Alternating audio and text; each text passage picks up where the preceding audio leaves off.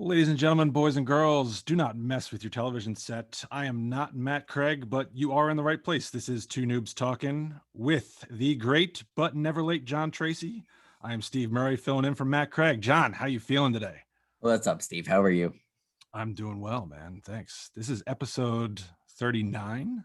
Yeah. Well, Dwight Howard in the house. Dwight Howard. I was going Dominator was the first name. Yo, Dominic Hasek, greatest floppy goaltender ever. He's no Patrick Law. He had but a he's slinky great. for a spine. Let's see. I think the American in Canada, Dougie Waite, was also a 39. Yes, Dougie White, one of my favorite players of all time. Like literal favorite players of all time. Dude could play all over the place. Good right winger, good centerman. Liked him on the Oilers more than the Blues, but hey, Islanders too, wasn't it? Or is that? I think so. Probably. I mean, he was on every blue team, so he was never on a red team. I don't think. Yeah, we can leave that to Matt. Research that for us. By the way, we miss you. Research that for us. Even whatever vacation you're on, you look that up. Well, let's get into it. Okay. Well, since I'm filling in for Matt and he's a big slide guy, I felt obligated to throw a couple of slides together for you. And this I think will get you a little fired up so we can get into, I mean, our conversation today, you and Matt have been hitting pretty heavy last couple of weeks, what with the 242 page report from the New York Bar Association? Yes, the New York Bar Association. Yeah, so you've been hitting that pretty hard. We're gonna go a little bit lighter today, not too light, but a little bit. But I wanted to share some data with you. Okay, we had two noobs data apparently. Two noobs data. I did you a favor and put the logo up there. Oh, I appreciate that. So all right. Where'd you get that? That's copyrighted. Fair use. No.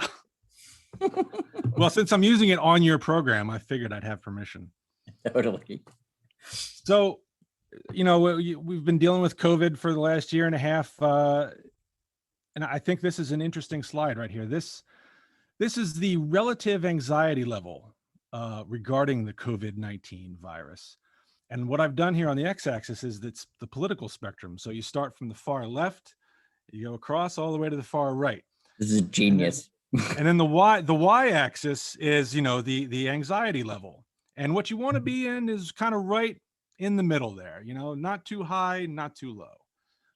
But I think when you plot the data, the farther left you get, the more anxiety. It's like I call it the simian flu from the Rise of the Planet of the Apes, or the Crippen virus from, what was that Will Smith movie? I Am Legend. Oh yeah, great movie, by the way. Great World Killers. Okay, that's the kind of anxiety level you see. The farther left you get on the spectrum, the farther right you get to the spectrum. COVID-19 is treated more like a fart. So it's true. So now what's interesting is we tie this to, we can look at Donald Trump and everybody's favorite president right here. Everybody's favorite president. And so this graph, it's the x-axis is the same. So political spectrum, far left, far right, and in the middle. And what I've plotted here, and that you're going to see how similar this looks to the last graph. This is how people feel about Trump as a religious figure.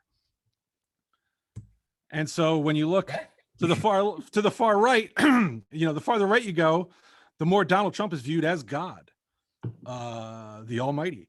And the farther left. Oh. And the farther left you go, the more he's viewed as Satan walking here on earth. So it's literally the same graph, just flipped around. I mean, you know me well enough. You've listened to enough episodes. You've been a part of enough episodes that Hillary should be the Satan. I'm not saying that Trump should be the God. Trump should be in the middle somewhere being a nitwit. But Satan is already taken by the political figure of Hillary Clinton. Well, what I'm saying here is this is how he's viewed. He's totally viewed that way, but I'm putting a stamp on Hillary Clinton needs to be she's Satan as a political view. Well, you know what? Let's talk about the current president, President Biden. Oh wow, that's so. Here, what we have is even normal access here. So what we have here is the x-axis is number of words spoken by President Biden. Wow. And you're going to see the y-axis is the amount of sense made. Yes. And this is, it's exponential decay. I'm just sorry to say. So starting with one word, yes, It's backwards no. Hunter Biden's coke use, to be honest, because it goes up. Well, we'll see what happens here is if you start near the left side there, that's like one word. So yes, no, maybe, that kind of answer. That can make a lot of sense. But the Kind more of, words sort that of. Joe Come on, man. Come on, man's a big one. Come on, man. That gets them off the pedestal. That's right. Now let's take the same kind of graph here with Andrew Cuomo. Oh, geez. Okay, but instead of sense made, we're talking about credibility, and it starts negative and just ends negative. Here's my problem there. Where do the nipple rings come in? The nipple rings? Yeah, he has nipple rings when he wears his like silk shirts to his press conference. You totally see his barbells hanging out, and he doesn't cover them up. So did I give him a little bit more credibility because he's got barbells? Or give him less credibility because why would you wear barbells as a governor to a press conference? I think that would take the credibility level down to an even lower. Okay, makes sense. But we're starting negative anyway, so I know he's a piece of garbage. Now, people did tell me this would make more sense if I showed it as a log scale, but I really don't see what the issue is. Cuomo's brain, the ability for New Yorkers to move out, makes sense. Makes sense. That dude is a douche noodle. All right. Well, let's get out of the politics. Let's just get back to COVID a little bit. This is one of the things I've actually not had a problem with this whole time is social distancing. You mean I don't have to stand shoulder to shoulder with people anymore? Yeah, I don't like people, so I don't mind that. But there does come a point where that becomes a problem. So here, we're talking about a store. The bottom axis there, space between customers in line. So how far you have to stay away from a customer in a line to go to a cash register or something. And on the left, we measure customer happiness. And you'll see it's kind of a bell curve. You start out pretty close. The happiness is low. The farther you get happy. But then at a certain point, you're basically outside the store. And so you're probably unhappy, especially in the wintertime. Now the economy. This is funny. The economy just stays as a straight line if I forget to enter the data. Another interesting fact here is the world around us. Did you realize that the population increases with the number of people? Yes. 1 to 1. It's fascinating. Now, last slide here. A lot of people talked about how they were anticipating a COVID-19 baby boom. True. And it turned out it didn't happen. Yeah. But I think I know why. So down below, I have the age of the children that you are stuck in a household with 24 hours a day, 7 days a week because of the COVID shutdowns. Yeah. Okay. And then on the left, we have the frequency of getting busy. And you'll see pretty much very young children. It's a lot easier because you can put them to naps. They're trapped in a crib. No chance of accidental walk-ins. Once they tend to be walking age, can get out of a crib, get out of a room, walk around, that frequency drops to almost nil. But then at a certain point, I would say, down here, the curve starts to increase again. That's probably around age 25, because at that point you want to get them out of the house. So the older they get, the more frequent it's probably going to become, just because you need to give them a reason to go. That's the truth. Very true. Very true. So with that, I think we can move ahead to what we had planned to speak about. Oh, I absolutely. And thank you to Steve for making the first 10 minutes easy to edit. Thank you. Good stuff, dude. Always. If you guys don't know, anybody new listening, anybody old listening that doesn't know Steve, Dr. IP on YouTube, great dude. Check out his episodes with Two Noobs.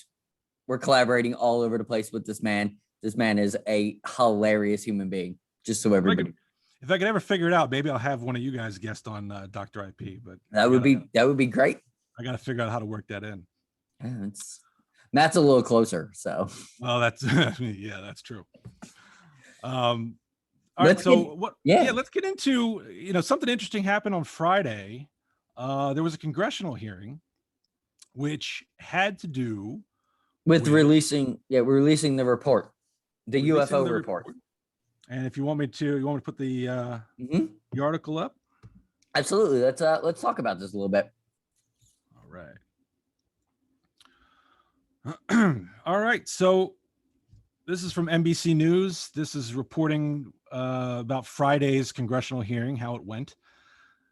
Titled UFO Report, Government Can't Explain 143 of 144 Mysterious Flying Objects, Blames Limited Data.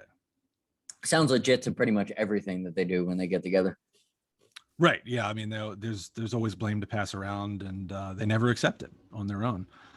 The U.S. government can't explain 143 of the 144 cases of unidentified flying objects reported by military planes, not by crackpots in Nebraska who claim to have been anally probed, but actual military sightings. Yes. According to a highly anticipated...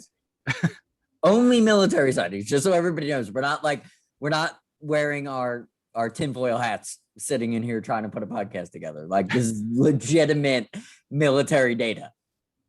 Correct. And just, for everybody out there at home, when you say the word UFO or unidentified flying object, we're kind of conditioned to think, oh my God, alien. But I mean, it's in the name itself. If there's something flying and you can't identify it, it's an unidentified flying object. Yes, that is the whole concept to this. Is it's everything in the air is identified in the commercial and military realm, because air traffic control, radar, everything's identified. So everything that flies on schedule is identified, from as far as I know. I don't think I'm wrong on that. Unidentified is something in the air that is not planned. Weather balloon, dude that takes his, crop duster out a little higher than normal and not planned. That's unidentified because he did not identify. He just, had a couple brewskis and took it up. Your neighbor's drone spying on you in the backyard. Yeah, totally. Unidentified flying object. So let me ask you this: in Texas, are you allowed to shoot those down if they fly over your property? Pretty much Texas can do whatever they want. The laws are getting to that point now, so yeah, you can't. I mean, we're little more than a constitutional carry state at this point. Like, I think they're just like selling bazookas on the corner. Like, it's ridiculous. Like, so anyway, the report was military reports that were unable to be explained. So the report, released by the Office of the Director of National Intelligence, which is hilarious in itself. That there's intelligence in Washington, or that there's a Director of National Intelligence. So that report was meant to shed light on the mystery of those dozens of flying objects spotted from 2004 to 2021, but instead said it didn't have adequate data to put all but one of them into a category. And that one, UAP, which I don't see what UAP stands for here, but unidentified aerial something or other, I think. I'm sorry, it is right there. Yes. Should have kept reading. I was close. Unidentified aerial phenomena. The one they were able to identify was a large deflating balloon, the report said. But they were unable to explain all the rest of them. John, was this expected? Did this go as you thought it would when you first heard a report was going to be released? It's completely expected, as they're not. Hey, you had probably the best words ever when we were talking to pre-production. Even if there is something, they're not going to tell us. It's just the way it is. Like, we got to get used to that. Agreed. It's like, okay, is there life on another planet? Absolutely. Are they walking around eating cheeseburgers and going to the mall like here? No. There is something. Is it aliens trying to attack us? Is it aliens trying to figure it out? Maybe. But in reality, why is Congress even wasting their money doing this? This should be handled by other people, which we'll get into later. Yeah, it just I expected literally that. When I heard that they were doing a commission, they were doing a report. I didn't expect 143 out of 144. I think they're kind of messing with us there. Awfully precise. Because I'm thinking 68 are deflated balloons. Weather balloons that are falling from, they got the beakers on them. No pun intended for Facebook trash. They got the beakers on them. You know what I mean? Like I could see like I don't even know why I said 68. It was just a number that I came up with, but I could see like a lot of them being deflated balloons. I could see drones. I could see a bunch of technology that isn't in the government realm. But the fact that they're like, they got the one that is like purely confusing. I feel weird that they pushed all of them but one and be like, oh, one was a deflated balloon. I special point of that. Like, it seems a little off to me. Well, first of all, for them to say anything about it, it brings me back to Tommy Lee Jones, I think, said it in Men in Black when he's recruiting Will Smith's character. Mm-hmm. He's like, a person is smart, but people are dumb. And there were a couple other insulting adjectives in there. Which I firmly agree with everything he said in that. I completely agree. I think even outside of alien existence, that's, probably true. People are panicky and you can't even have a burger conversation with people without someone wanting to pull a knife. Right. So it's weird. And I'll give a Man of Steel reference too. Superman comes to Earth as a baby, and his parents are like, the world's not ready to know you exist. Yes. Yeah. The world's not ready for any of this. The fact that the government even touched on this makes me feel like they're scared. Yeah, that's interesting because the government line for years has always been to just deny. Yeah. Oh yeah, Area 51. Funny, Yeah. Well, I mean, I'm not saying we know everything. I think the government knows way more than we do. I mean, that's simple. Like they know way more than we do about existence on Earth with aliens. We're not even talking about other planets. I'm just talking about existence here of alternate beings. I think they know a ton.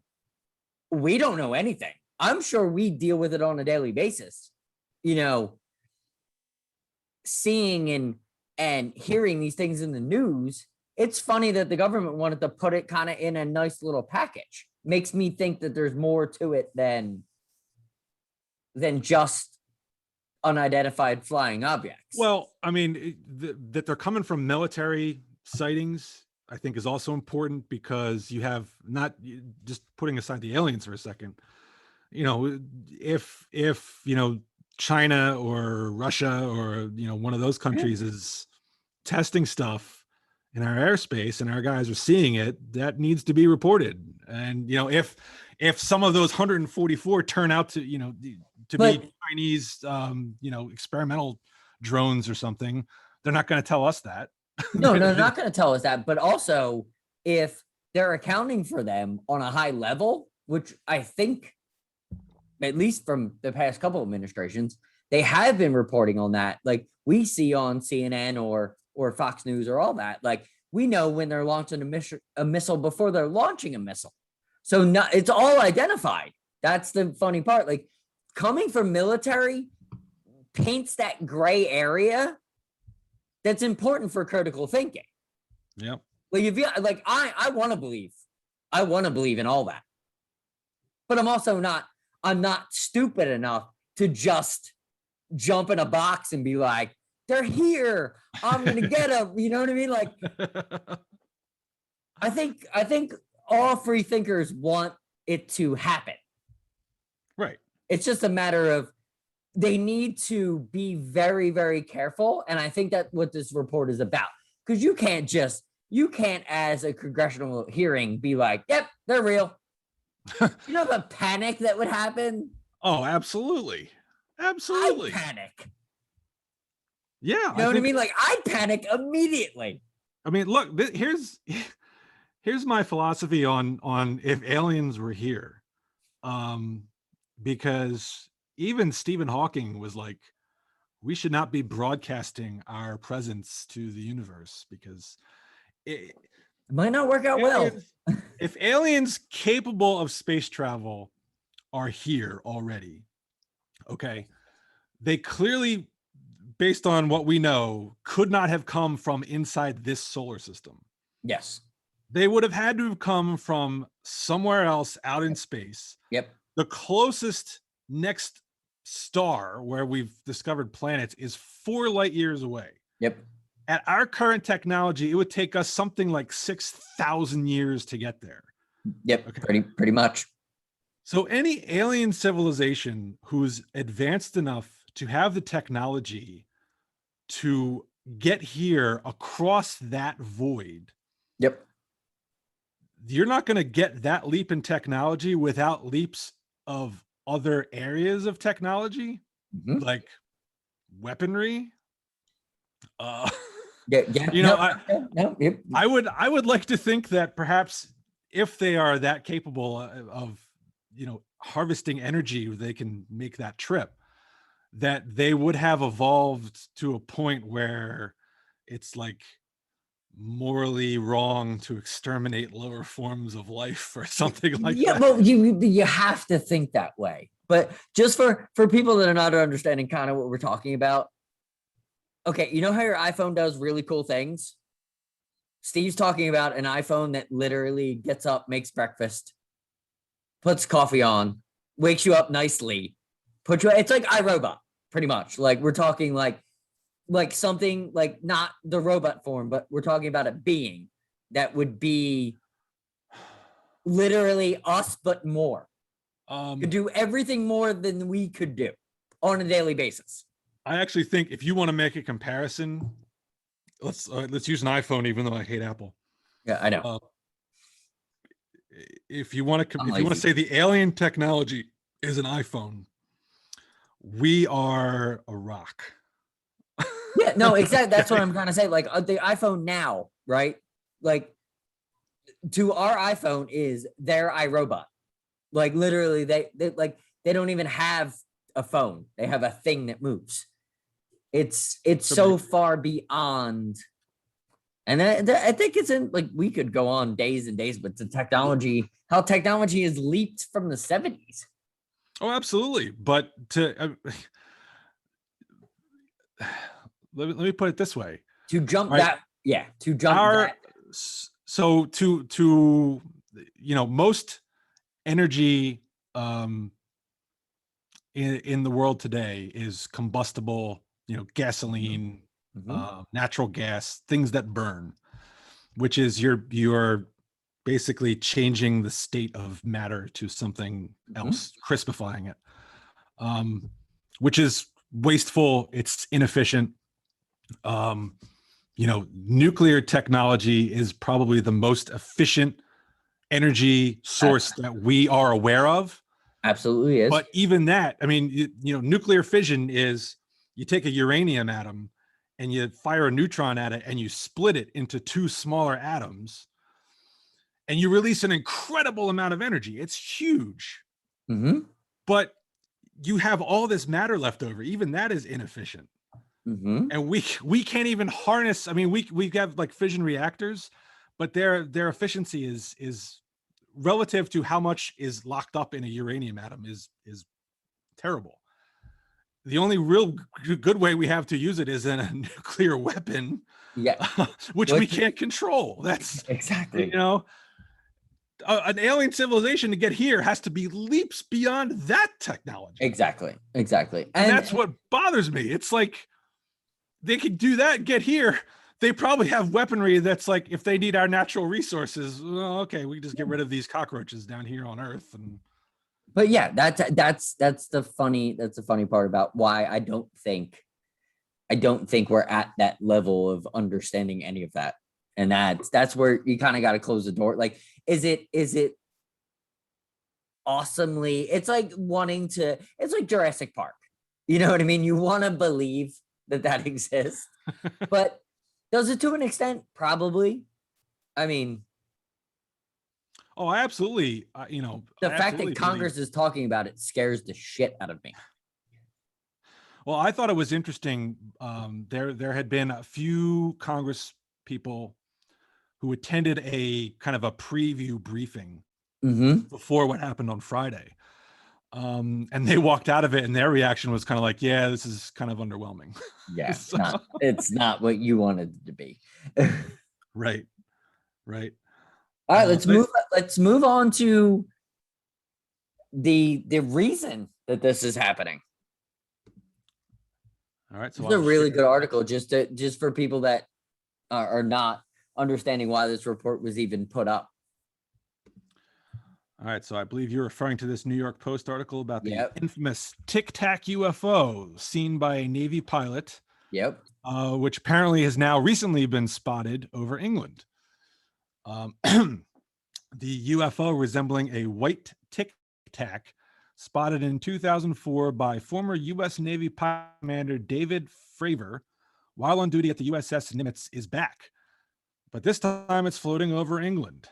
Pictures of the notorious UFO were snapped by Lucy Jane Castle from Hinckley in southwest Leicestershire, who managed to grab a snap of the unexplained object and posted it on a UFO hunter's Facebook page, which was found by the Daily Star. It was hovering for a while, and within the blink of an eye, it had gone. So now we're being watched by curiously strong. Oh wait, curiously strong mints is not Tic Tac. That's I'm sorry, that's Altoids. Could be a flying Altoid. You never know. So what do you make of this? I mean, It's this is back. 2004, so I'm assuming Yeah. this is kind of the first report that started the chain of 144 or whatever. But now it's back. That's kind of the crazy part about it. Like, so it's now being this is it and it's funny, it's in the news right before, I think this was like June 9th of this year. This article was produced. So it's they're flooding us with a ton of UFO stuff just before, like, you're talking like 3 weeks before the congressional report. Mm-hmm. That this same exact sighting has been seen. I've seen it also. CNN's reported on it. Fox News has reported on it. Like, a bunch of people have reported on, things that are making these things. And like, we don't know what it is. I don't know what it is either. I just find it really peculiar that the New York Post is putting this article out about a UFO hunter on a Facebook page that got the same photo that the Navy pilot did. I mean, are we at a point now where we're going to be kind of hunting down every lead when somebody sees something odd in the sky? I mean, it's actually moving back to the 70s, which is kind of funny because that's what was happening in the 70s. That there was investigative reporting into every UFO sighting. All of a sudden they disappeared for 20 years, but now all of a sudden they're back. That's a little weird. I would say. A little weird. I would say it's a little weird. Thank God, if we move on to our next slide, we could just stay on it and move to our next slide. Thank God there's some leadership in this. So this article is from CNN Business. Title is NASA is getting serious about UFOs. NASA's new chief is setting up an effort to further study unidentified flying objects within his first month in office. This is Bill Nelson, the former Florida senator and spaceflight veteran, who told CNN Business's Rachel Crane during a wide-ranging interview that it's not clear to anyone, even in the upper echelons of the U.S. Space Agency, what the high-speed objects observed by Navy pilots are. Nelson added he does not believe the UFOs are evidence of extraterrestrials visiting Earth. I think I would know if that were the case, Nelson said. I'm not sure why he's so confident in that, but anyway. Seems a little weird. Yeah, that's awfully yeah, awfully strong wording. Steve, I don't have a knife behind my back. I would know whether or not you had a knife behind your back. But you know what I mean? Like, Steve, I don't have a knife behind my back. Right? Yeah. Why am I so, you know what I mean? Why am I so making this motion and hiding this knife behind my back, but telling you I don't have it? But I don't. But you know what I mean? It sounds a lot like Rafael Palmeiro at the steroids, you know. A little bit, little bit. I for one am happy. I think NASA's looking into it. I think they are more qualified. Yes. You know, to look into that kind of thing than Steve, can I ask you a quick question? What does Yes. NASA stand for? The National Air and Space Administration? Something like that. Something But like they are in charge of space and air. Right. Like, so where UFOs hang out.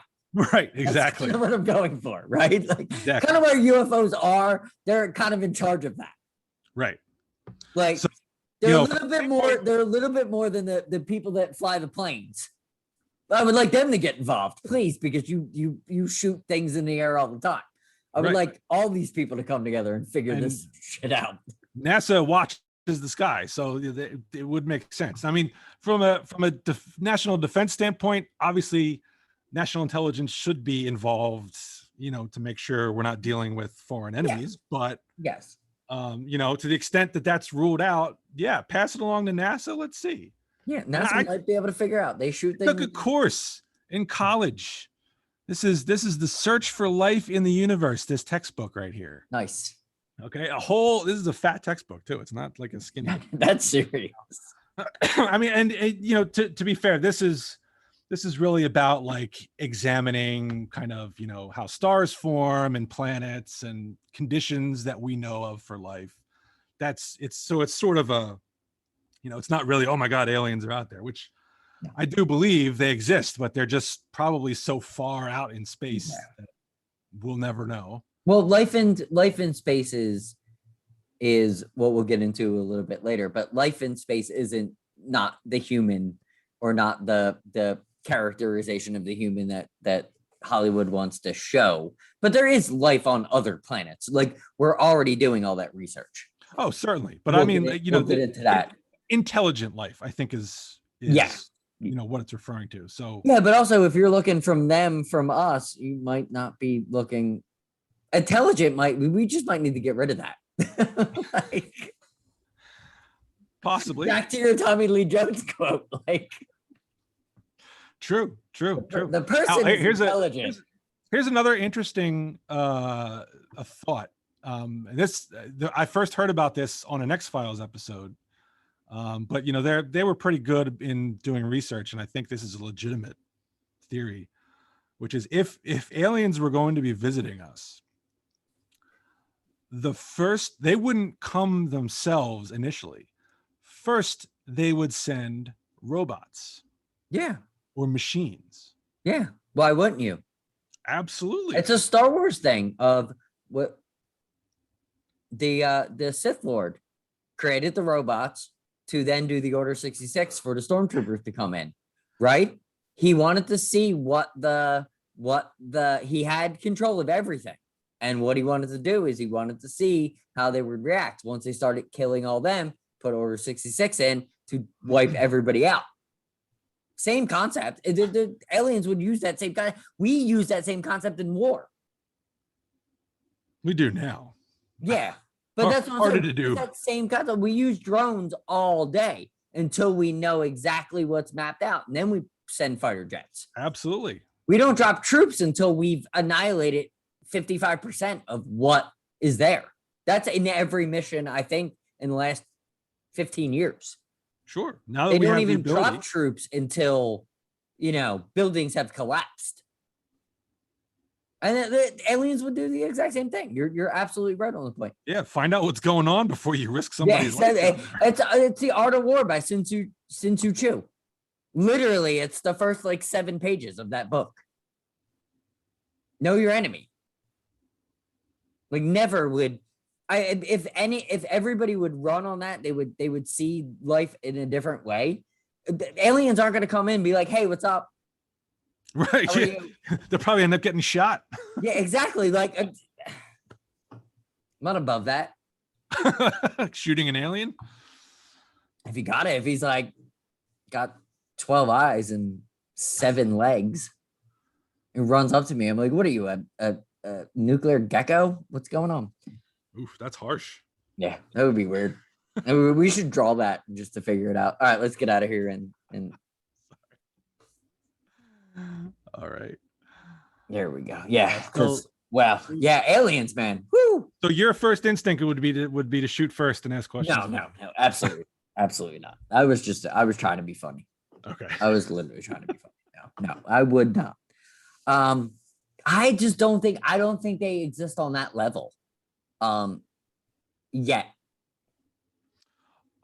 I think they do, but it's just so far. But that's what I mean. Like, I don't think they exist in our realm. Oh, yet. in our realm, yeah. Yeah. I mean, are I mean, this is gonna be alien. This would be like Alien 101 of John and Steve. Have they infiltrated our system? Probably. Have Now who's we? got the tinfoil hat on?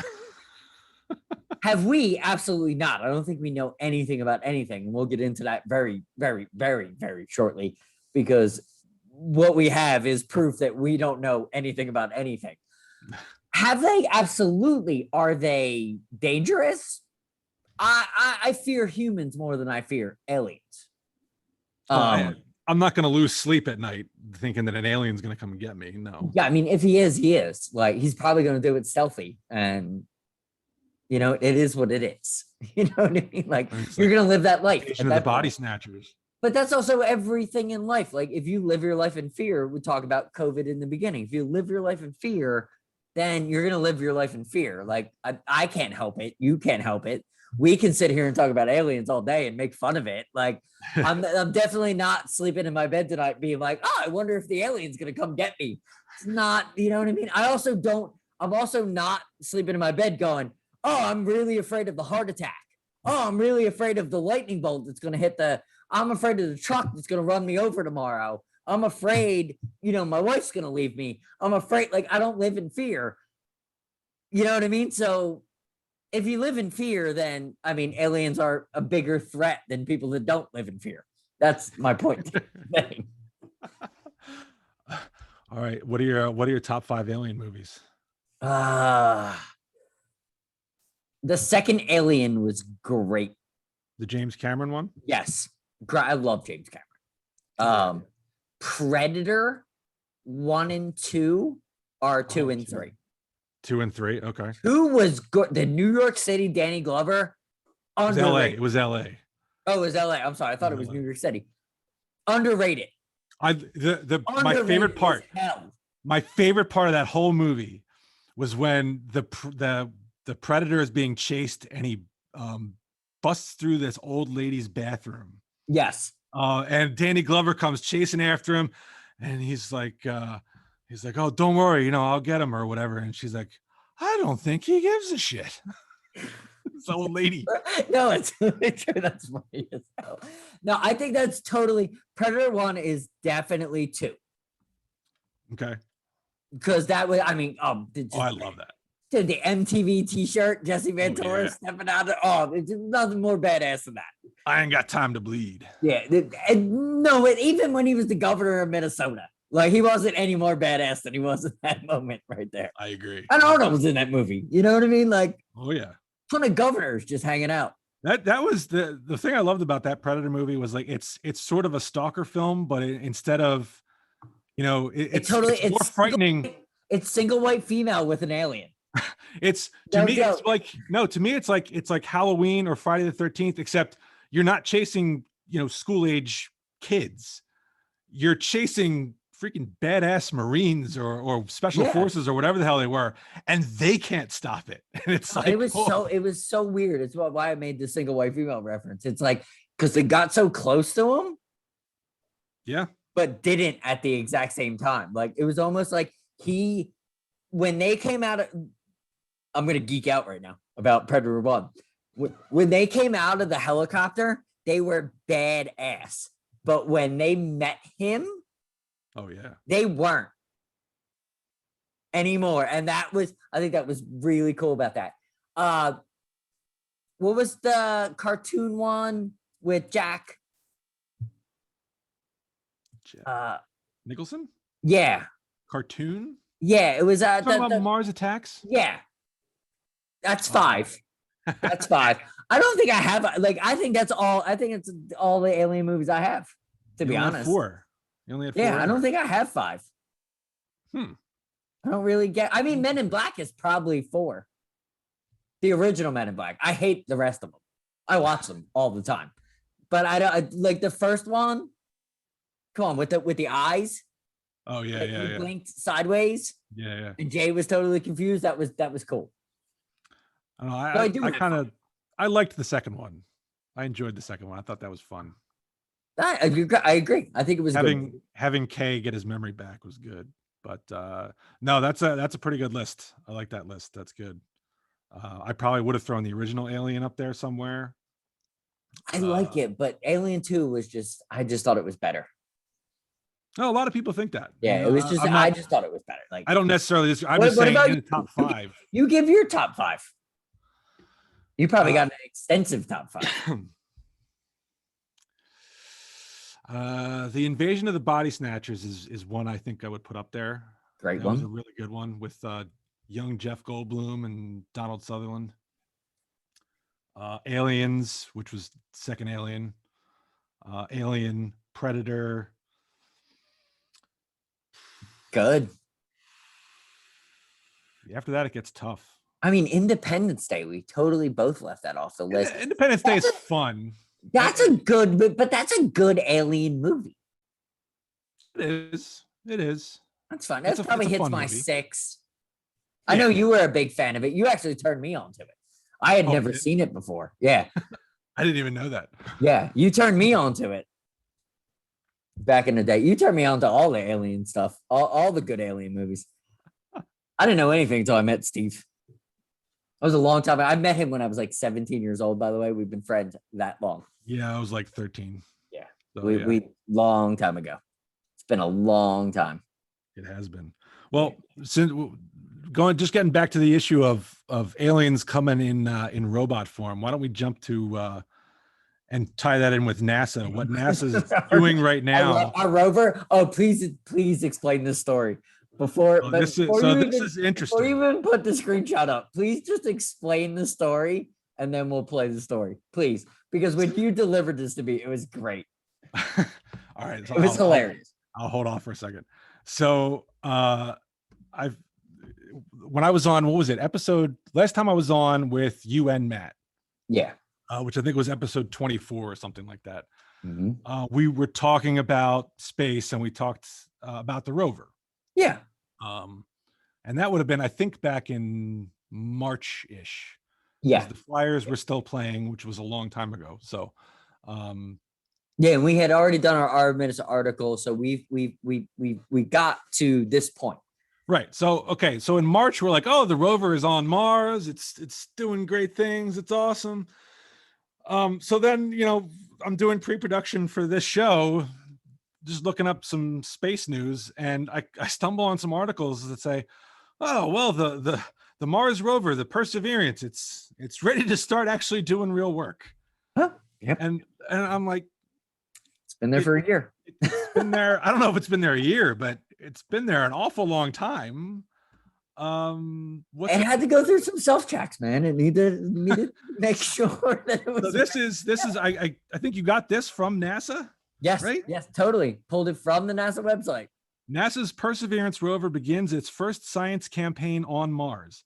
On June 1st, Perseverance Mars rover kicked off the science phase of its mission by leaving the Octavia E. Butler landing site. So what apparently a name, by the way. Yeah. What a name, by the way.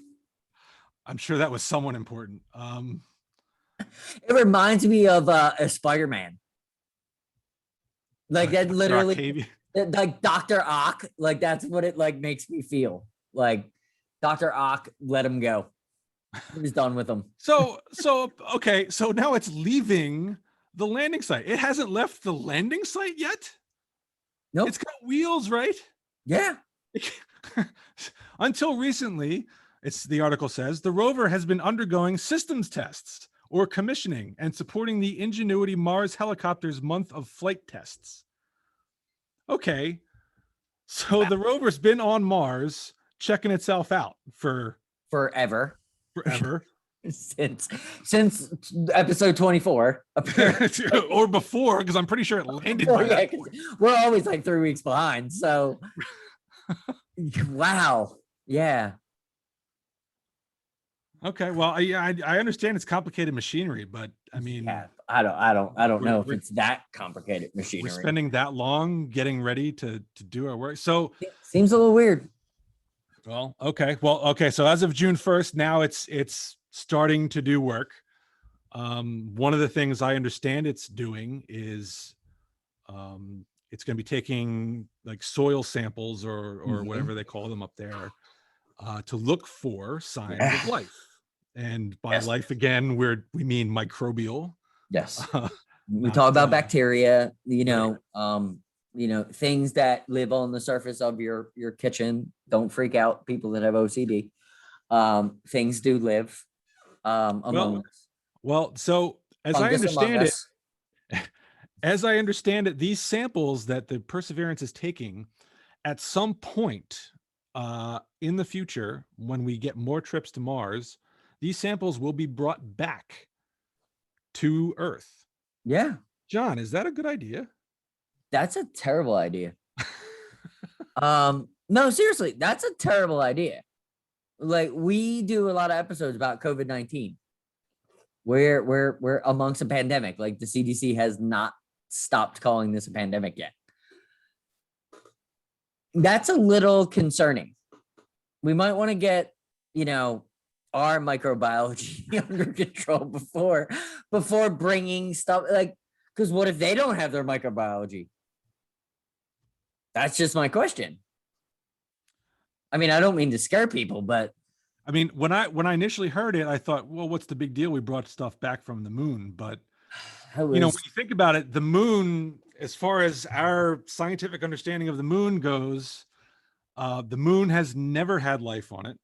It's, ever since, the theory is that some objects sideswiped Earth 4 billion years ago, created the moon. It's been a dead rock as far as we know. It's never had an atmosphere. It's never had anything on it. There's water, but that can just be deposited by comets. There's no evidence that the moon has ever had life on it. Mars, on the other hand, is a tiny bit different. It seems like it had an atmosphere a long time ago that blew off. There was water on Mars.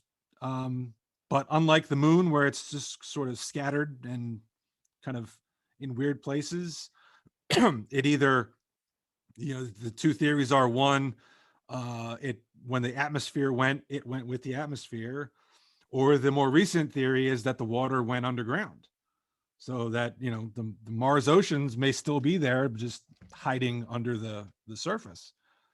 So Mars has had life. And microbial life, and at one point, and microbes don't always get along. At one point. And I think that what complicates it even more is when they found out that bacteria was living on the outside of the International Space Station. Yes. For years. That blew my mind when you told me that the other day. I didn't even know that. That blew my mind. That in quote unquote deep space, as we get into this our plans for the future, not our plans, because we're not in charge of this at all, but our plans for the future. Yeah, that's a little worrisome. Yeah, I mean, this is, we're not talking, just for everybody's knowledge, we're not talking about like when they take stuff up to the International Space Station and do tests on it in a lab, like, any of that stuff. No, that makes bacteria. Outside. Bacteria somehow found its way on the outside of the space station, which is exposed to the vacuum of space. Yes, the nasty radiation out there. Which we've learned that humans cannot survive out there, right? Without a spacesuit. Yeah, didn't we see some of those movies? Did the Armageddon cover that? Didn't a million other movies cover that? That you can't actually breathe out there, but yet bacteria lives there, and bacteria lives on your face. Not to freak OCD people out again. I'm really not trying to, but it Really does need to actually reach for happen. my sanitizer. Yes, exactly. Steve's gonna run through a shower after this, after I get done with it. Yeah, icky feeling things get on you. It feeling is what very it monkish is. right now. Uh, but so you're of the opinion that bringing this stuff back is not It's a a good idea. terrible idea. Bringing our dumbasses there is a terrible idea at this Well, point. Like, yeah, that's so. I saw a program for people who are into this stuff, who've actually been watching this whole episode and didn't turn it off because they don't like science. Um, if you like talking about space and aliens, you should watch on Science Network. There's a show called How the Universe Works, and they get into yeah, all kinds of this stuff. And a very recent episode raised the question, again talking about morality. Um, we're aliens to Mars. yes, Do we sir. have a duty to avoid bringing our microbes and our amoebas and pathogens to Mars Yeah, and possibly harming whatever might be living there? Do we have a duty to avoid that? yeah, 100% we do. Like, it was funny. You hit me with that moral question in pre-production, and I think my answer is the same. Like, yeah, like why would we do that? Like, why would we like that? Would be dumb. That's one of our favorite words in Two Noobs Talking. When it's just like Cuomo, he's dumb. So we just, it'd be dumb to fly to another planet and infect them with the shit that we can't even handle. It's a tough question. I mean, you see the footage that when they have the rover, they're disinfecting it for days before they send it up. But You kind of it's have to. Yeah. it's only 99.9% effective. It's like all your hand sanitizer stuff. Exactly. Something's gonna You get know. through. So let's break into this video before we get into our happy segment. This is going to be our last segment before our happy segment. We got a good one planned for you, but let's get into this video of how we're going to Mars. We're gonna cut video. It's gonna be this wonderful. As soon as I learn, This is from NASA, right? yes, as soon as I learn how to play it, there we go. Between 1968 and 1972, America launched 9 human missions to the moon, 6 of which successfully touched down, allowing 12 men to walk on the lunar surface. NASA's next chapter of lunar exploration, called Artemis, has the task of not just going to the moon to create a long-term human presence on and around it, but also to prepare for ever more complex human missions to Mars. In short, everything we must be able to do here, we must first do here. So, what will an Artemis mission look like?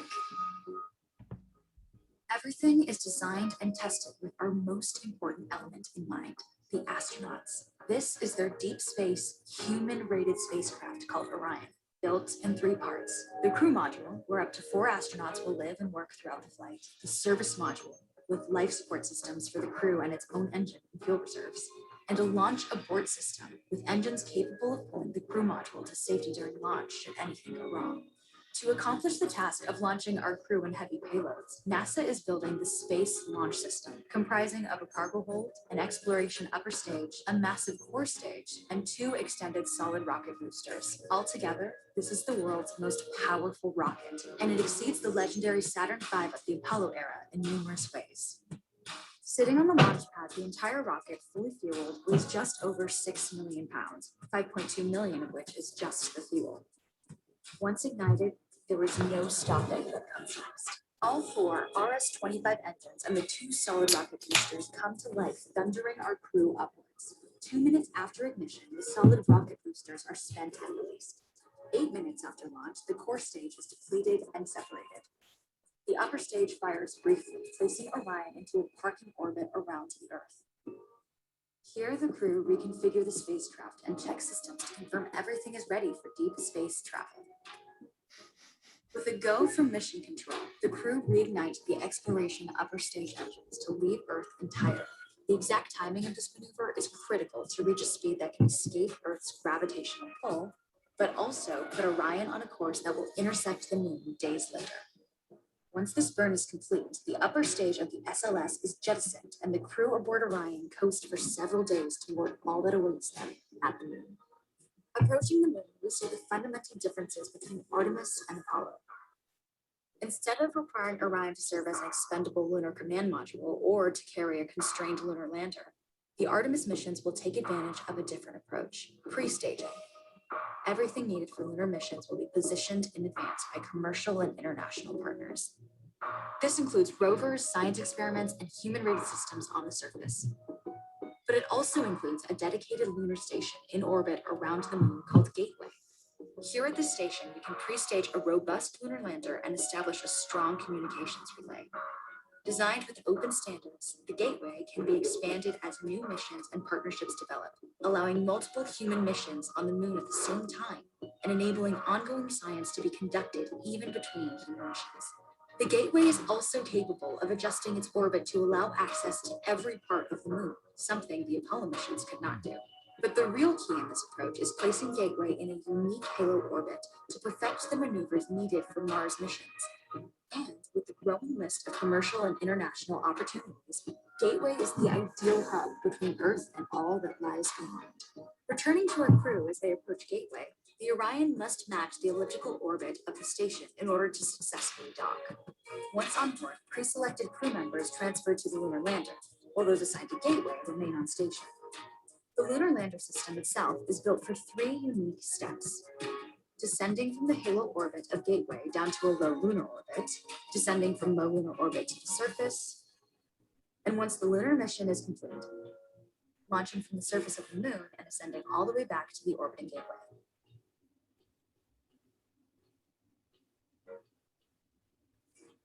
Once back aboard the Orion spacecraft and undocked from Gateway, the crew fire their engine once to break out of the halo orbit, and once again to sling the spacecraft around the moon, placing it on a multi-day trajectory back towards Earth.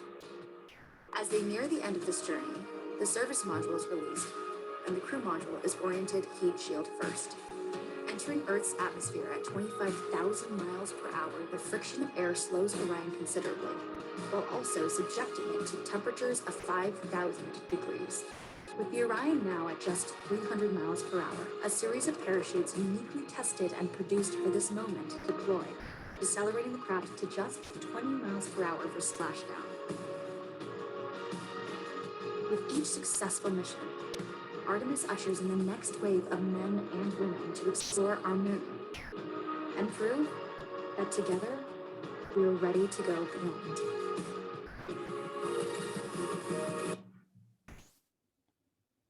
And we are back. It's first of Your all, thoughts, Steve. Go off on it. I know we watched this a couple times. I want your full opinion on this. all right. First of all, I don't know how NASA defines deep space travel, but I don't consider the moon deep space. I agree. I agree. I'm not even sure I consider Mars deep space, frankly. I think you got to get out past the asteroid belt before you even think about saying deep space.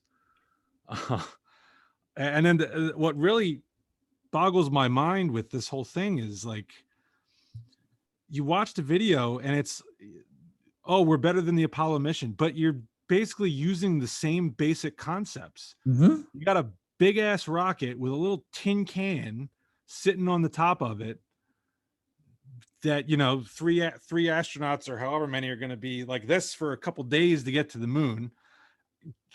Don't sign me up if that's how you're going to Mars. That trip at the moment would take about 10 to 14 months. Agreed. And tin can, no way. It just bothers me that, you know, we had the shuttle program for decades. We couldn't take anything we learned from that and apply it to lunar travel. It's where true. you have an aircraft that you could maybe, you know, control a little bit. Fly a little bit. No, I agree. The only thing that I would say, the only thing that gave me positive vibes was the Gateway, where they talked about it being multi-dimensional. And as they grow, it could grow.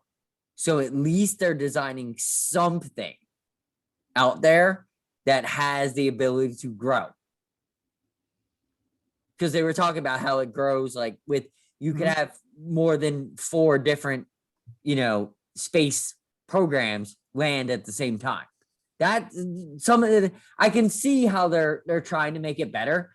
The thing with the shuttle makes total sense. Like I don't understand why they abandoned the shuttle program. That's something that NASA would have to. But I think, to be honest, like learning from what Artemis is doing and knowing a little bit about the space travel that I've done throughout my, not me, learning about it. Yeah, learning about it. Rockets are important. I just don't know why it's the absolute, like that was something like someone smarter than me that knows about space travel. Why are rockets so important? Well, because you got to get out of Earth's gravity. Yeah, well, you have a rocket on a shuttle, but what I'm saying, why is the rocket with the little thing on it so important? Why did Apollo and why is Artemis using the same? What is that? Like what is the difference between that and the shuttle launches? I mean, you had the shuttle and it was used for different purposes. It orbited the Earth. That's fine. It also looked good. It did look good. Yeah, it looked good. Yeah. But to me, that gave you more the impression of sort of control. We're going now back to, the shuttle could land. You had a landing strip, you lined it up, and you landed it. We've seen it. We've seen it a ton of times. Now we're going back to the thing from the 60s where you've got that little tiny tin can that's just sort of falling, and you need to deploy parachutes, and then you go and rescue the dudes out of the Pacific Ocean. Yeah. Why are we going back to that? Why? That we do not have the answer. We only report on it because we can. Right. We ask the hard questions here on TwoNoobs. Yeah, I don't know. I don't have an answer to that. Like, I totally want to see a shuttle take off then. Like I'm in Houston right now. I'm not that far away from if they were going to launch a shuttle, I probably could see it from where I'm at, like right over there. It's probably right over there. But they don't do that anymore. Now they're apparently launching a rocket, which I will be at their Artemis's first launch. I totally promised children that we would go to that. So we're going to that. We're going to watch something go into space because that's cool. We're all about aliens. So we had a flight to Disney World a few years ago, and a guy kept looking out the window, and we're like, what's so interesting? He's like, oh, they were launching some rocket, and we were going to be able to see it from the plane. Oh, that's like, oh, that's so cool. And we're looking at it. He's like, what time's the launch? It's 7:00. And we're watching. And it's like 7 comes and 7:15, 7:30. It's like, where's the freaking rocket, man? It turned out they had to scrub it because of weather. Which is hilarious that NASA is close to Galveston, which is off the Gulf of Mexico. Which no good, I mean, it's a beach, but come on now, like the weather in southeast Texas, come on, it rains all the time. It cracks me up that NASA is here. Florida too. They're also in Florida. Yeah. I mean, that's where a lot of the shuttles took off from, if I'm not mistaken. It cracks me. Yeah. What was it? Cape Canaveral. Cape Canaveral, Cape Kennedy. I don't know which. There was a couple of them. Yeah, there was a couple of them. No, it's the same one. They just renamed it, and I don't remember what would they the current version is. That's dumb. Yeah, it was Cape Canaveral when I was a kid. So you know what? Done. I visited it. It was pretty cool. Oh, that's very awesome. But I was much younger. I had less gray hair. Well, maybe we need to get together. Maybe we'll just get together and we'll watch that Artemis launch. Sounds good to me. We can get there. Sounds good. Should we? That's a sharp little plane flight, and I got to drive 4 hours. It'll be great. To catch the flight? To catch you, I have to drive. Okay. Right. All right. Well, let's get in. We're not doing a happy segment because we're angry because the Sixers are out of the playoffs. The Phillies suck. The Flyers are out. The Eagles can't even wear their new jerseys until next year, not this year, next year. Next season? Oh, yeah, man. Because the NFL is a bunch of communists. Oh, my God. Yeah. So, yeah. Can't even get Kelly Green. So we're pissed about sports. So we're our pissed. happy segment is going to be dubbed, and I'll put it up on the screen. Pissed about sports. I thought this was going to be our airing of grievances. Yeah, but I'm gonna lead this segment of, hey Steve, what do we need to change about sports? Let's start with hockey because that is where we have our kinship, and we both know a lot about the game. We both respect each other's opinions about the game. So how are we going to change hockey to be a better sport? How are we going to change hockey? So, all right, we did talk about this a little bit. To me right now, the biggest issue, and I know you have a problem with the shootout. Yes, totally. I have any issue with any sport that doesn't do overtime the way it did when I was a kid. End of story. I'm gonna be just blanket statement on that.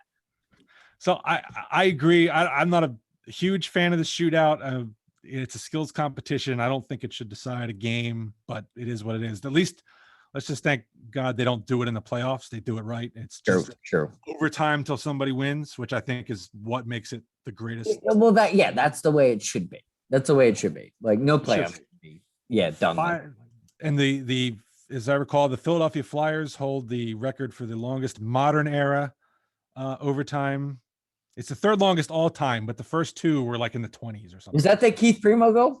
Yeah, it was the Keith Primo goal. That was the longest thing ever. I finished a shift, went home, got Wawa, ate Wawa. Yeah, it was a long night. Yeah, it was. But it turns out a couple years ago, the minor league affiliate, the Lehigh Valley Phantoms, I believe played the longest overtime game in AHL history, and they also won that. So the Philadelphia area franchises. That's a gem of a stat right there. I love it. Yeah, I love it. You're so, but the problem I have is the way the standings account for overtime and shootout wins. I don't know that this is accurate because I don't follow soccer closely enough, but I think the way it should be is every game is worth 3 total points in the standings. Okay. If you win the game in regulation, you get all 3. But if you need overtime or a shootout, you only get 2 and the other team gets 1. I think that making the regulation victory more important in the points part of the standings, I think would be good for the sport. The only thing I love that idea. The only thing I would combat that with is it should be 3-2-1. Like that's how I feel about it. So if you lose in a shootout, you get 0, right? If you lose in overtime, you get 1. If you lose in regulate, but no, it wouldn't work. Oh, hold on, wait a minute. It would have to be. Sorry, I went rogue there. So you have an overtime, right? So you would get 3 points if you win in overtime, or if you win in regulation, you would win. You would win 3 points. Right. So you would get 1 if you lost. If you lost, right? So the winner would get 2, and the other team would get 1. So that's your 3. Yeah, that's 3 points at stake. So that's how I think. It would always be 3 points. Yes. So so what I would do is a shootout would be 2. No. Because if you went all the way to a shootout and you lost, you don't deserve anything.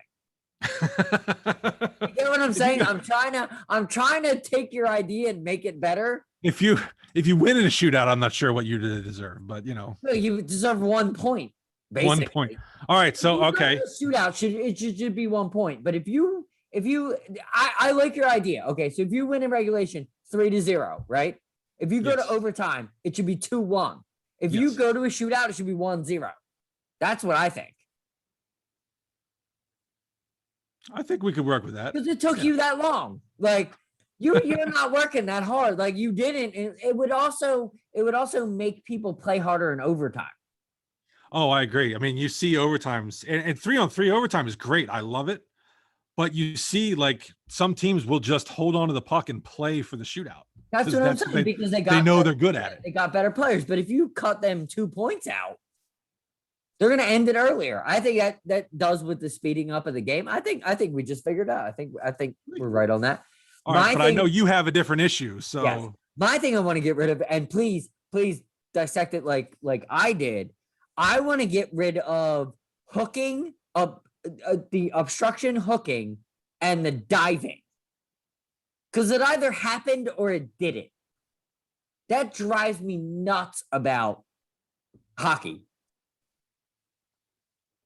I think you need to explain that a little more. Well, you fight through the check. Like if the dude takes his stick and he grabs you by the waist and causes you to fall, but then you dive like you're flopping like SpongeBob, right?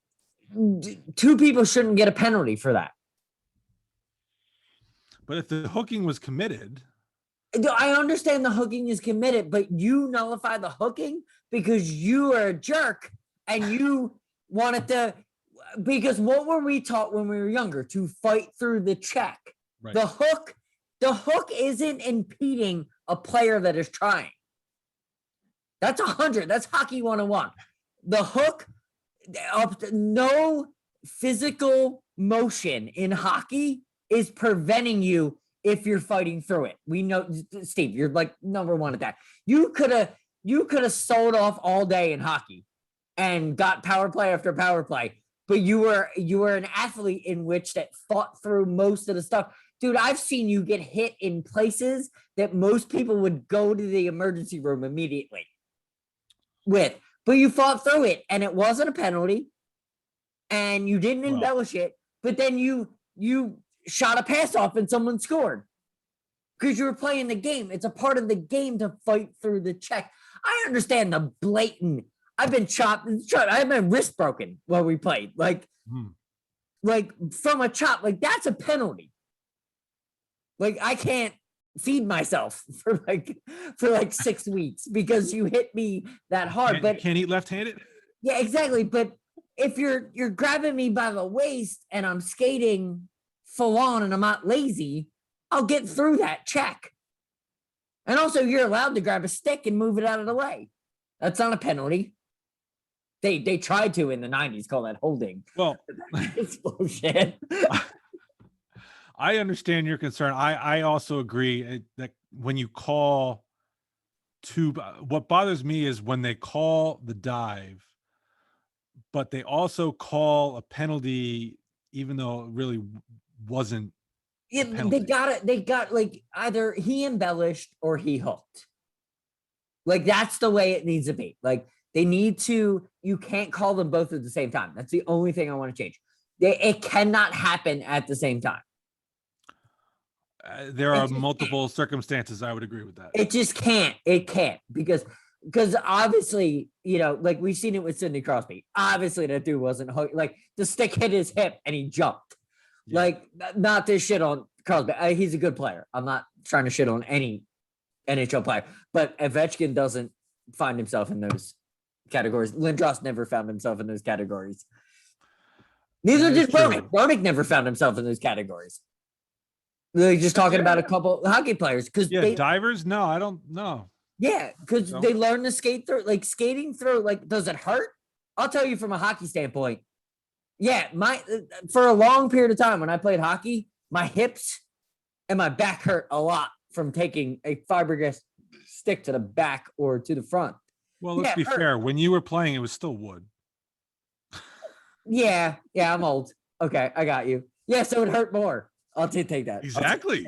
I think it hurts more then than it is now, frankly. I hated the fiberglass because I was allergic to it. That was the worst, dude. When I got like one, like I would get a rash on my arm, and I'd be like, I gotta stop playing hockey. Yeah, I'm allergic to fiberglass. It's weird. Right. Moving on. Let's go to football. Football. All right. Football. Let's go. Football. I'll let you go first on this one. Okay. My only problem with football is let the fat guys play. Edge rushers, defensive tackles, offensive linemen. I just let them play. The quarterback doesn't mean anything to me. I understand. Post-Bowl, everybody likes Tom Brady. Everybody likes Jalen Hurts. Everybody likes, Kyler Murray. Everybody likes, Patrick Mahomes. You want to see them do razzle dazzle. You want them throw whatever. I'm done with that. If a defensive tackle breaks free from a center, there's no 3-step rule. Dude weighs 300 pounds, right? Hard It to stop is that what kind of it mass. is. It is what it is. If he has to take 5 steps and hits the dude because he can't slow his fat ass down, I'm totally okay with that. You play the position of quarterback, man up. You better learn. You better learn to throw the ball. That's my biggest complaint. Like, you can't ask a 300-pound man to slow down. Rule needs to be changed. John You Madden, I can't think, would ask be it. proud of you. I think John Madden would be very happy with that. I honestly, that's all. It's all the rest of the. I know you have the best one. Oh, I didn't realize it was the best, but Yeah, no, you have the best one. I picked that one because I want to see more hits. I want to see Reggie Bush get decleated more often. well, here's an ironic thing about that. Reggie Bush got decleated by Sheldon Brown, a cornerback, not by a fat guy. No, but I want to see that at the quarterback position. So if you can't release the ball, you need to be decleated. Oh, yeah. It isn't the Ballery, it's football. I understand concussions. Trust me, I've had enough of them. So don't think I'm acting like, oh, a man's man. Like, what, dude? Trust me, I forget my address at sometimes. I've had enough concussions in my life playing hockey. I deal with some shit, so I'm not like out here trying to placate and make up shit. I've been hit hard. I know. I had to text my wife 2 weeks ago what my address was. Like, I understand concussions, but when you're playing, play. That's my whole point. Okay. My problem is I feel that offenses get bailed out way too often by defensive penalties that automatically award a first down. Yeah. My change to the NFL would be you don't get a first down unless the yardage on the penalty moves you past the stick. So like an offsides or a false start. That's offsides and false start would be like a 5-yard penalty or a 10-yard penalty. If it results in a first down, you're okay with it. Yeah, no, well, offsides does. Offsides is one of the few, I feel like, defensive penalties that will give you it's 5 yards, but it doesn't automatically give you a new set of downs. It's stuff like illegal contact. It's only a 5-yard penalty. Why are we giving an automatic first down for illegal contact? Well, you're saying, the automatic first down is where you're going for. Right.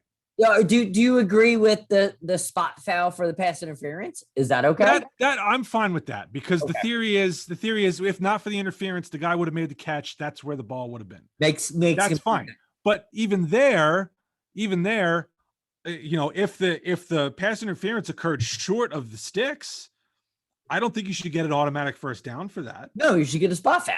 We should go to spot foul. And now it's 2nd down and 3 yards or whatever to get the next first down. I know. That's why I thought it was smart, because going the spot foul is probably the way the NFL should go. I understand they want the offense, but I don't think to be honest with you, I don't think many people want the offense. I don't want to see Patrick Mahomes throw for 975 yards. That's boring to me. I want a good game. I want to watch football. I feel like bad offenses get bailed out by dumb defensive, holding's the same thing. Oh, holding, 10-yard penalty, but it's an automatic first down, even if it was 3rd and 20. No, okay? It's not. It should be 3rd and 10 now. Let's go. Why isn't every penalty just 5 yards? Well, some penalties are more egregious than others, but I mean, why don't we let me just put this out, because we're having fun doing this, right? Why don't we do this? Okay. Every normal foul. This is like a flagrant foul in basketball. So you got normal foul, flagrant 2, right? So you got 3 different versions of foul. So why not just do that in football?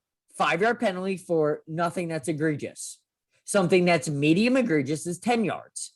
Something that is completely egregious is an automatic first down. Doesn't that make sense? I might be able to live with that structure. I mean, I hate to dumb it down, but like I think like taking basketball in a way might, because I got a ton to say about basketball. Oh, yeah. And I love basketball. But that I think that if the NFL did that, I think it would be good. You have common. I think soccer does something similar to that. Anybody, if you're a soccer fan and you watch this, please comment on and tell us about soccer rules. I would like to learn. I don't know The anything standings about thing soccer. too. Yeah, I don't know Standings thing. anything Explain that about too. soccer. So Go Philadelphia Union. yeah, exactly. I'm a total Union fan. I'm a Kicks fan. I'm a if you play in Philly, I'm a fan of you. Other than the Flyers. Oh. Sorry, they hurt me. They hurt me. I'm just the NHL. I'm just all of the NHL. They're all my babies. All right, If so if the Flyers have a great season, me and my son geek out about it all the time. Like with the last run, like I'm totally involved. They hurt my feelings. I can understand It's that. gonna take me a while. Yeah. All right. So you want to go to the NBA now since we're Yeah. using. Yeah, let's All go right, NBA. You first. All right. I like your concept. All right. So I had two, which were really kind of brought to a head with this recent Sixers run, which were very sad. You know, number 1 seed got bounced in the second round. Yeah, terrible. Nobody to blame but themselves. I'm not. Yeah. Other than Joe, I don't play Joe. I want to preface this with nothing I'm about to say is like, oh, well, if this had been the case, I want the Sixers to have won. No, this is what I'm about to say has to do with just me being able to enjoy a basketball game. And the fact that I learned about it through what happened with the Sixers has really never mind. So there's two. One is the Hackabin strategy. Yes. Obviously I don't like it because it was against Ben Simmons and they were forcing him to take free throws and he's a terrible free throw shooter. Yeah, it was an egregious version of Hack-a-Shaq. Yeah, because what I remember from Hack-a-Shaq was Shaq had the ball. Yes. He would go to take a shot and they would foul him because they would rather him take the shot. Yes, and if people remember, Matt Geiger was a part of the Hornets just to beat the shit out of him. Right. That literally was his job because he was trying to dunk the ball and he was 6 fouls. Right. So to get him to the free throw line. I saw it first in the Wizards series. I don't know because I was very nervous about the Atlanta. I didn't watch a whole lot of it. During the Wizards series, it got to a point where the Sixers would inbound the ball to somebody, and the Wizards would immediately look for Ben Simmons and foul him because they were already in the penalty. Yeah, just touch him. Like not even foul him. Like they were just walking up and kind of grab him. And the ball was over there in Maxi. Right. But because the foul was against Simmons, Simmons was the one who had to shoot the free throws. And my problem with that is I don't want to see dudes shooting free throws all the time. I want to see play. Yeah. I want to see action. And by every Sixers possession, them going and just fouling Ben Simmons, okay, within the rules, it's a great strategy, but it's freaking boring to me. It makes sense, but it's a dumb rule. It's a dumb rule. It is my change, and I may be wrong about this because I'm not as familiar with NBA rules as others, but I think this happens in the last 2 minutes of the game. But my change would be at any time when you're in the penalty and you're fouling guys on the floor who don't have the ball, the team should be able to pick whoever the hell they want to shoot the free throws. I think that so if you go and hack Ben Simmons, I'm putting Seth Curry on the line. Okay, they're not going to do it. I honestly think that's the rule in the last 2 minutes. It may be. It is the rule, but they need to extend it longer because I think I heard that. Yeah, that is the rule. Like it only up until 2 minutes. Right. And then I think it should be full. Yeah, it should always be. Like if you're in the penalty for 11 minutes, that's your dumbass fault. Exactly. to be in the penalty. So the team should be able to choose, or just always keep it on the guy you foul. If you don't want to pick a person when you're in the penalty, right? It's whoever you foul, because teams will adjust to that and only inbound to the guys that are good free throw shooters. Well, if he has the ball, if the guy has the ball. Yeah, that's what I'm saying. Like, Yeah. they'll only inbound to the decent. No. What I thought you were changing rule. What you're saying is you can only foul the guy with the ball. Yeah, exactly. You can't off foul. You can't foul like that. Literally, in hockey, it's a little different. Like if I tackled someone while you were on a breakaway, right? Yeah. Hockey's a little different. I would get the penalty. Your shot would be null and void, but then they would go on a power play. Right. Basketball kind of needs to use the free throws in that kind of. If you're gonna just hack somebody, dude with the ball takes the shot. Right. Yeah. To get rid of that, because that's the way it is in hockey. Like if you're on a breakaway, right? Mm-hmm. It's null and void if I tackle somebody, right? Yes. It's not. He doesn't get a free shot. Right. It's only. The games are very similar, but they need to kind of learn from each other. All right, but now we go to the second thing, which also has to do with free throws. Mm-hmm. And this was a little bit in the Wizards series, but more so in the Atlanta series, because I think Trae Young is, and the NBA actually named him as a primary offender of this. Yeah, well, he totally is. He will like contort his body. Yes. To get a foul when there's really not a foul, and he will twist his body and lean into a guy and then throw the ball up like he's in a shooting motion to get free. When they're up, like they're supposed to be. From what I've learned, when you're up, like straight up and down, right? They call fouls. I don't like that at all.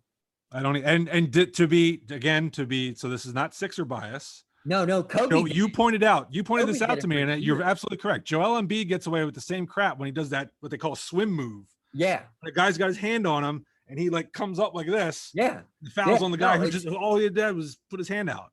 No, I think that's all our points with the whole like that, like the that to the point, and then you throw the ball up in the air. That's not a foul. Agree. I don't think it should be a foul if the player with the ball is initiating the contact like that. And this isn't new. I mean, Reggie Miller. Then we need to go back to the 80s, to be honest with you. Well, no, like I said, this is not new. Reggie Miller was doing this crap when I was growing up. I mean, dude had the longest limbs I think I've ever seen on a guy. AI figured kick his leg out when he's shooting threes. AI figured it out a long time ago. AI figured out what they're all using now. Like AI was the poster child for that. He knew that if he got position on you and got your back foot going, that he could lean into you and shoot it. He didn't have to make it. He could literally get you off your position because he was faster than you. That's all they're just using. That's different. They're just using the tricks of bodying into people. It's evolutionary. Now they're just jumping into you and throwing the ball up in the air. Just like Joe is literally taking the ball here. He gets the ball here and then he goes, and he's on the line. He's a great free throw shooter. Everybody's like, yay, Joe did it. No, that's ridiculous. Yeah, like I when he goes to the line for that, I'm not a fan of that. I mean, he gets fouled. Yeah. He gets fouled legitimately enough as it is to get his free throws. He doesn't need to be doing that. Come on, LeBron threw him on the ground. LeBron. He threw him on the ground and he only got 2 shots. He shouldn't be getting 2 shots for like doing that, but I get it. He's also a basketball genius. Like Jojo's great. You know what I mean? Like look, he knows the game. He can do it at, he's doing it within the rules. Fine. I don't like it because I just don't like free throw shooting. But that's the only thing I would change. I actually like most of the game of basketball. It seems I'm enjoying the playoffs, even though the Sixers aren't in. I was enjoying the playoffs when the Sixers were in. I'm enjoying it now. Like I wish to be honest with you, and this is going to be so controversial to Philly people. I wish the Knicks would have beat Atlanta because I would have rather watched the Knicks go for the title because they're such a great defensive team. And I've fallen in love with Ben Simmons, Thibault, Randall from the Knicks. The amount of defense that is being played in basketball now, I'm super excited about. I love locking down people. Like I love it. It's just great to me. So I Yeah, I can dig it.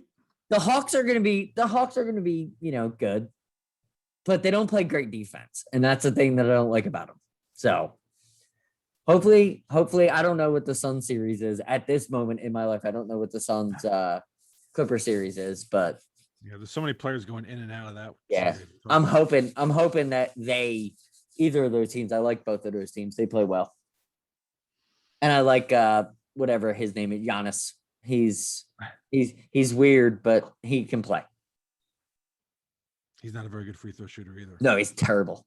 That's why he spends 11 minutes to do it. All right, baseball. All right, Baseball. I'm starting Okay. with baseball. Go for it. Baseball. The one know and you- only. Okay, I got two actually. Okay. Okay. The two things that piss me off about baseball is the non-pitch intentional walk.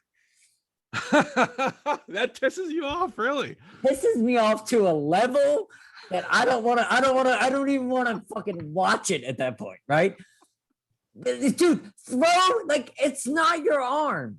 Like this is the sissification of sports. Having a catch with your dad doesn't blow your rotator cuff out, right? Like you're like lobbing for, but like, come on, it's the pageantry of baseball that we grew up with, right? I understand it's commercials. I get what they're trying to do, but come on, dude, just pitch them out. I don't think it was that particular rule was done to preserve pitchers' arms. I think it was. I think that's how pretentious it was. I thought it had to do with just speeding up the game because But then nobody was sitting there watching. either of them are dumb. It's called an intentional walk. How do you get a walk normally in baseball? He throws 4 pitches outside the strike zone. So if you're intentionally walking, you need to intentionally walk him. You can't just point at him and be like, walk him.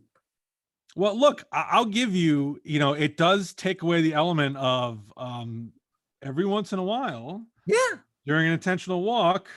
That's the point. It slipped out of my hands. What about a wild pitch that could exactly getting to my next point could get a runner from first to third that the game changes, it speeds it up. You're just negating the magical part of baseball. And my second thing I'm pissed at is late in the game, you're putting a runner on second. What did you do to deserve that? Are you up? Because if you're up, you could have a runner on second, right? You're up. If you're up 6-5, right? Maybe you get a runner, and the other guy doesn't because he didn't perform the same way throughout the game, and it's this. But you're just doing it. Well, wait, hold on. They only do it in extra innings, so it's got to be tied. But okay.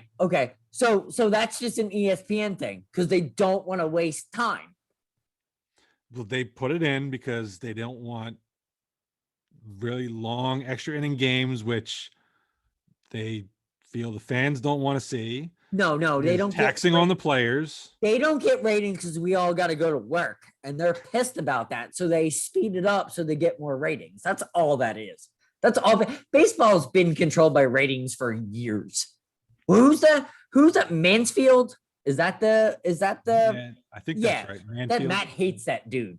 Does he really? Let me just go on a tangent on that for a minute. Yeah, Matt hates that dude. Manfred. I think it's Rob Manfred, right? Yeah, whatever. Like he wants a diamond cutter, that dude. He hates him badly. He hates him. I hate every commissioner that's been in baseball for my entire life. Not a Bud Selig guy, huh? Hate them all. They've done nothing but screw up baseball. They've taken baseball from the 1963, right? Mm-hmm. And just fuck the game. You had the steroid era. You had the elongated games. You had Billy Bean had a thing, and then they fucked it up. Like if I could go back to like 63 and watch a baseball game, which I have from the Ken Berg documentary. If you haven't seen Ken Berg's documentary, it's going to take you 11 hours, but it's awesome. Watching baseball back then was amazing. I used to, when I was a kid, when I was sick, I used to watch the home run derbies that they used to do before ESPN, but they used to play them on ESPN. But they used to have them on network TV, and they would talk to like the baseball players, and they talked about how majestic it was. And I understand, like, baseball is an entire race of sport. Like they forgot a generation of great players for a really long time. Thank God they figured it out now. They should probably fix that. Like, I'm probably a bigger fan of comparing those stats, because the New Year League was probably better than the MLB will ever be, but they played the game the same way, is what I'm trying to say. Like back then, the game was played the same way. It was small ball, whether black or white. Like the New Year League and the MLB in like 63, they were playing the game the right way. It wasn't all about the home run pop. It wasn't all about taking the pitcher out and bringing this blah, blah, blah, blah, blah. And definitely, I don't think in 63, they would put a runner on fucking second, no matter it was the New Year League or the MLB. You know what I mean? Like, they would have played until it was fucking done. I think that sort of gets to my problem. I'm a proponent of speeding up the game, and I don't really know, putting a guy on second does that in extra innings. I kind of wish they would put a clock on the pitcher to, throw the damn pitch instead of standing there shaking off 6 pitches. But to me, the biggest problem with baseball currently, and yeah, everybody gets a guy on second base in extra innings. The inability of teams to score that guy is unbelievably poor. It should take 5 seconds. You should be able to bunt that dude over to third base and then hit a sac fly and get him home and score that run. Like 95% of the time. That's what makes it so infuriating, because it's simple, basic baseball. That's what I'm saying. That's the problem. You would never do that. Playing simple, basic baseball. Analytics is telling them, oh, you need a launch angle with your swing, because you got to hit it's got to be a home run or nothing, because that's the way to win ball games. And your pitchers have to throw high fastballs, because that's how you get strikeouts, and you need strikeouts. You can't have groundouts. And it just drives me insane. And Ruben Amaro caught a lot of flack in this town for some of the questionable decisions he made as general manager. I hate that dude. He's a hell of a television analyst for the Phillies. Okay, he does color commentary occasionally on some of the Phillies games. I've heard him. Dude is sharp. Yeah, he's good. He is sharp. He gets it. And He's a terrible GM, but he's a good. And we all find our places. Like, I'm not good on the trapeze, but I'm good at other stuff. You know what I mean? Like, it's simple. Like, you can't hate on someone. Ruben Amaro, like you said, like, genius. Like, the dude knows baseball. Like, he grew up in a baseball family. He's Philly 100. Yeah. I welcome him home all the time. As a GM, I hated that dude. I had a fire Ruben Amaro Facebook page back when Facebook was a thing, before it became the communist regime of Facebook, when you couldn't do those things.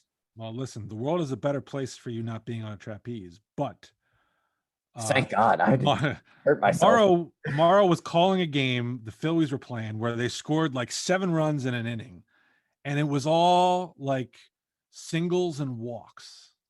Yeah. And Ruben's like, wow, you see that? You can score a lot of runs by playing normal, simple baseball. And John Kruk, the same way, all the time. He's like, "Oh, I wish people would steal bases because that would be a good way to score runs." But that's not what the analytics. Let me tell you a very simple. And this is why I don't like Joe Girardi, but I like Joe Girardi. At the same time, because he understands it, because he did it with the Yankees, but he doesn't do it with the Phillies, which is bizarre. So when you got JT on first base, right? He runs better than every catcher in the league. Like he maxes out on all, like you can look this up. Just if everybody's like, no, you're wrong. Trust me, I'm right.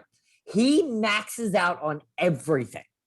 Okay. He's a max player, 100% on everything. Speed, agility. He's a better base runner than most outfielders. Why? When he draws a walk, because he's a great eye, right? Why doesn't he try to steal second? Even a great running catcher is still a running catcher. But that's what I'm saying. Knowing that his bottom in the lineup can bunt him over, because you got like on the real lineup, you got Didi Gregorius, you got Segura, you got Bloom, you got Bryce Harper. They all know how to play baseball, right? Like, why can't these dudes just play baseball like they came up to play baseball? Just talking about the Phillies, like why can't Bryce Harper draw a walk and JT Realmuto bunt him over, and then let Bloom single in the center and let Bryce Harper score from second? That's my whole point. Don't understand what, and that's on Girardi because he did it with the Yankees. I don't understand. And you also, like, you have Didi Gregorius, you have Segura, you have all dudes that know how to play small ball. Everybody has played small ball where they've come from. All of them. Girardi had Realmuto in the minors when he was with the Marlins. So you don't know how to control your catcher? Come on. That's my whole point. It's nonsense. It's nonsense. Baseball has become such a TV sport, and baseball needs to be not a TV sport. This is my whole ESPN thing. ESPN needs to go away. Well, unfortunately, the NHL is going back to ESPN, which doesn't make me happy. That's going to kill hockey even more. ESPN needs to go away. Like, go away. ESPN needs to go away. Anybody who watches ESPN, you don't know anything about fucking sports. I'm literally, if you take what those idiots say in a clip as what sports is, I'm done with that. Like the last straw for me on ESPN was back when Brett Favre was thinking about retirement for like the 5th time, and they was like people outside his house, like, "Oh, Brett Favre took a dump today." Lawn? Yeah. Brett Favre took a dump today. I wonder if that means he's going to sign with the Jets. I don't know. And it was like, and then let's just pull Brett Favre's card. What did he do when he signed with the Jets? He got a sexual assault charge that got dropped because he's an asshole. Brett Favre's an idiot. Let's just leave it on that. Let's go to the shameless plug. Fair enough. I like it. All right, John, where can people find us? So we are on TikTok, Instagram, Clapper, and Facebook. We're not on Facebook, but I just like to say it. There will be no things that come across. What we do is we cut short videos of funny segments or, important segments to lead us to YouTube, which is the main channel. We would love for you to subscribe, like Dr. IP does, to the Two Noobs Talking channel. Also, like, share, and comment on the videos. We want to hear from you. And on the audio side, John, where can people find us? Apple Podcast is where you can find us. You can also find us on Google Chrome. You can find us on Google Podcasts. You can also find us on Spotify, but fuck them because they suck. Also, we have show notes. All the links to all the articles that are referenced here can be found at TwoNoobsTalking.wordpress.com. The actual show notes are there. And if you put in your email, they will show up in your inbox the very next day, which you can't beat with a stick because it's metaphor and that's literally impossible. So I don't have the show notes with me because I'm a cheap bastard and printing ink is expensive. So I can't do a Matt, I don't know how he is in shooting those free throws, if he's a Ben Simmons or if he's making them all into the trash can. We don't know. He doesn't tell us. We don't. It's off camera. So, but yes, exactly. That wraps episode 39. John, you got anything final to say? Matt, we miss you. Can't wait to see you. Two Noobs Talking episode 40 is going to be me, Matt, and Steve having the time of our lives. So look forward to the next episode, and please enjoy this outro. See you, everybody. This country was founded by geniuses, but it's being run by a bunch of idiots. Why do the members of the United States Senate continue to double down on stupid?